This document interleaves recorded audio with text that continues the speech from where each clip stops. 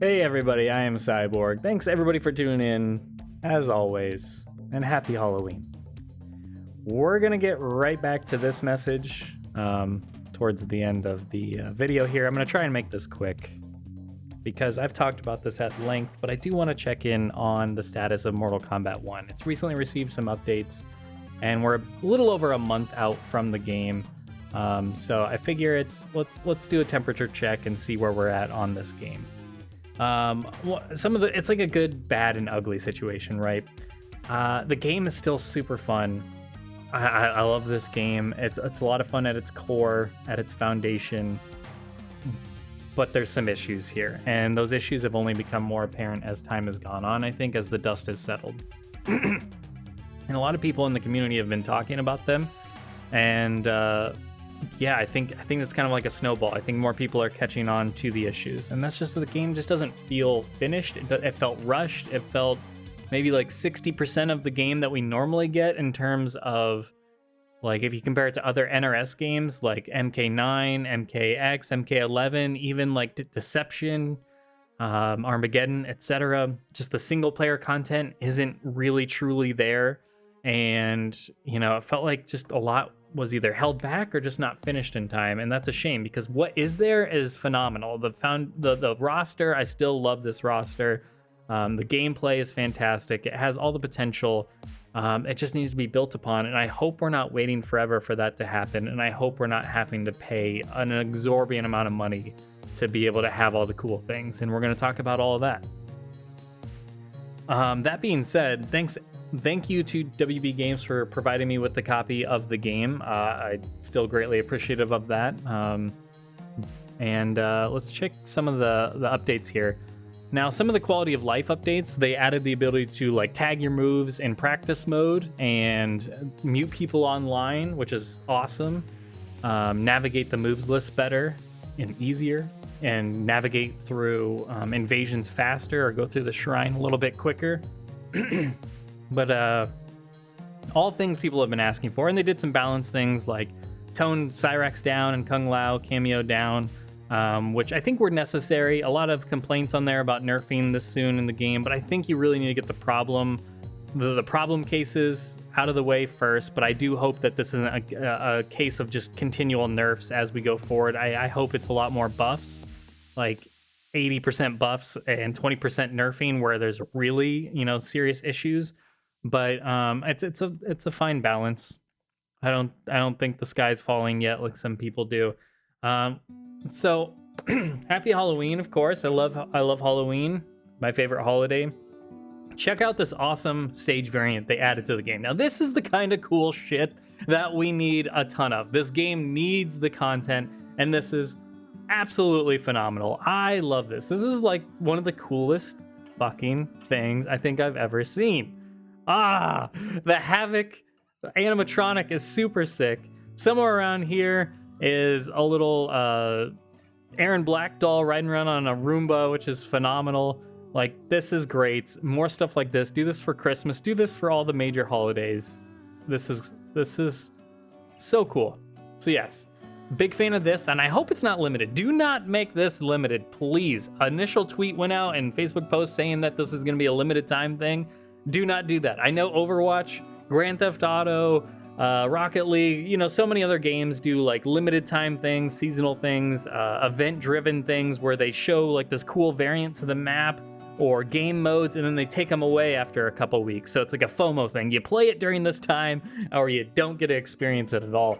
That should not be the case for a stage variant like this. This should be available to you year-round. If you want to get people to log on to your game and add extra incentive to log on during a certain time period, make it so if you log on to the game during this time period, during this time frame, then you get the stage. You get the stage variant and you get to keep it. If you don't log on during that time, you don't get it at all. That's a fine, happy medium. But those who, you should be able to have this forever. Like, this game needs the content, plus the time, the effort, the money, the resources were all spent on this to make it. It's super awesome. So why take that away from players? That would be insanity. So I hope that was just a flub, a miscommunication, some confusion.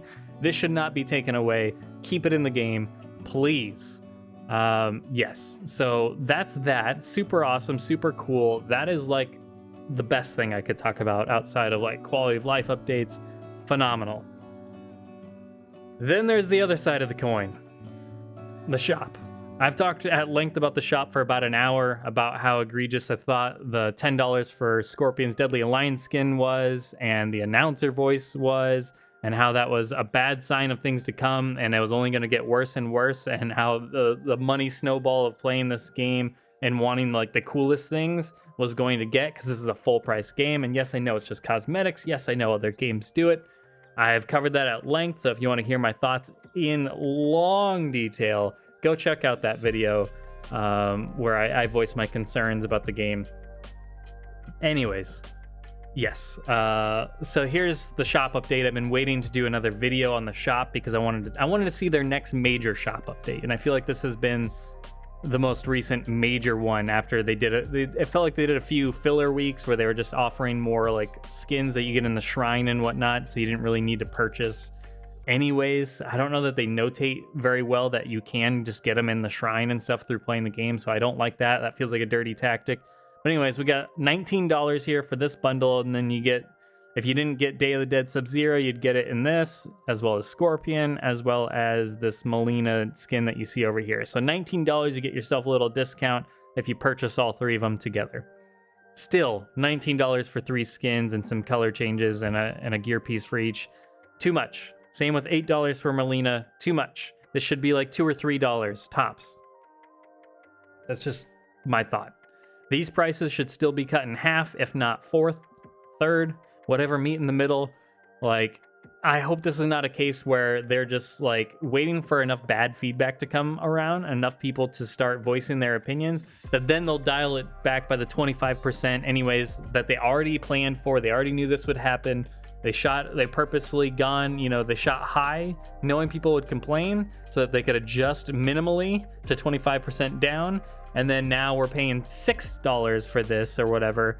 And now they can say, well, we've won. Yeah, they listened to us. We won. No, we didn't, because it's still too high. But now we feel like they listened to us. So therefore we feel like we won.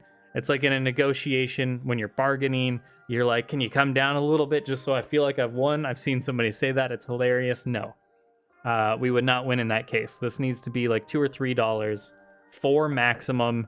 Still would be kind of crazy, but that would be a lot more palatable, I think, for everybody if that was the case.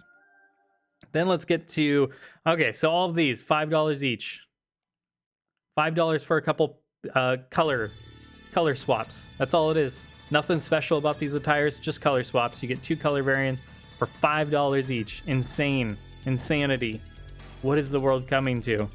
Yes, and then this is just the Scorpion bundle once again, which is cool that they, repeat them enough, but why not just keep them there, and then I can buy it at my own leisure instead of making me feel like it could possibly go away for a week or possibly go away for forever. We never know. Yeah.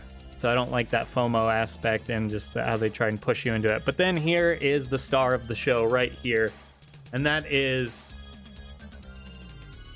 Fatality. What am I looking at? Is that a pumpkin head skin for all the character? Like, it doesn't say anything about it, right? Am I blind? Am I missing something? I don't want to hit purchase because I have not bought anything from this shop. I refuse to buy anything until, one, they really put in something that I absolutely must have at a reasonable price, or they just drop all the prices in general. Then I'll start purchasing, various things that I think are kind of cool, just to help support the game. Because I need to make this clear, I am not against supporting NetherRealm Studios or the game. I always buy like the special editions of the game and go above and beyond. I just can't support bad prices for like just egregious prices. I just can't support that. So that's what I'm against here, just to be clear. The idea of microtransactions is not insane to me. That's how they keep the price of the game what it is. I've covered all that, like I said, at length in my previous video, so I'm not going to keep you here for like half an hour to an hour going into all the detail of this. Yes, I know these are just cosmetics, and yes, I know other games do it. But I do need to point out one difference here between this and other games is that like Call of Duty still asks, like Call of Duty, all their maps that they used to charge, like map packs and stuff, Halo would do that as well. In Call of Duty, That's all free now. All those updates, all the content that they put out, like the maps and stuff, that's all free. Those are free updates. Adding new weapons, new maps, etc. All free. It's only cosmetics that they charge for. Here, they want to charge for both cosmetics at a premium price, as well as you're still paying for like the downloadable content, fighters, and cameos that they're going to be putting out. So it's double dipping. It's having your cake and eating too. And that, I really draw issue with that. I feel like that is just insanity. As for this fatality being $12, what? This should be free with the season. This, if not the stage should always be there. But this, if anything, should have been like a login bonus. If you log in or you complete something, you get this fatality for free. Right? This is super cool. But why charge $12 for a fatality? And this tells you nothing about it. If I hadn't already seen it online on YouTube, you know, showing that it works for every character or whatever, and that it's a fatality, what am I looking at here? I don't want to hit purchase. I don't know if there's like I don't want to accidentally just actually buy it. I don't know how this doesn't tell me how it works. I don't know if you hit X on there to purchase it and it'll give you any information. Why does it have the color swatches on there at the top right? I don't even know what. Yeah, I am really at a loss here. There's nothing telling me what the hell this is. Can I even see a preview of it before I buy it? You know what I mean? Like, or you got to look it up online. So this is really mind-boggling. But yeah, $12, insane. $3, okay, sure, whatever. But still, this should have been like a free thing. Maybe you have it like like I said, a reward that you earn from completing something. Put a Halloween tower in the invasions mode, that if you complete the Halloween tower with a bunch of spooky effects and whatnot, then you get this as a reward. Just insanity. The way this is going is just crazy. For a game that feels so incomplete, content-wise, lacking-wise in content, just to be clear. To charge $12 for this. I have huge issue with this, and honestly, it's just a major turnoff to playing this game. It feels like it's just here to sell us stuff. It feels like a cash grab, and that's bothersome to me as a Mortal Kombat fan, because I always took pride being a Mortal Kombat fan. With NetherRealm Studio, they would always pack their games with content compared to like Street Fighter 4 and Street Fighter 5.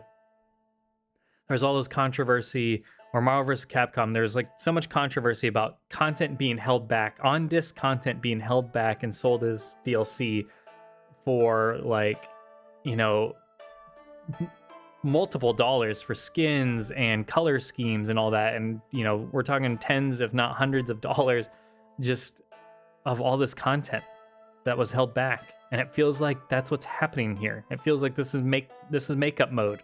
We got to make up money. And that's not okay. That's not how you treat your fans. That's not how you treat your consumers of your $70, $110 product that people bought. So yeah, I'm really concerned about this. But yeah,